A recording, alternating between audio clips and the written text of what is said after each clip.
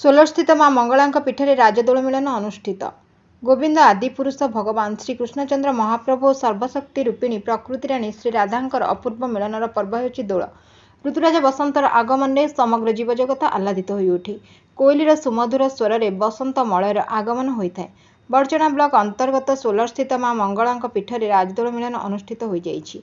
एही मिलन में मोट 27 गोटी विमान रे दोल गोविंद जीव माने भक्तों मेल भोग खाइथिले। शंख घंटा हरिबोल हुड़हुड़ी लाहुड़ी नृत्य रे आध्यात्मिक परिवेश सृष्टि होता।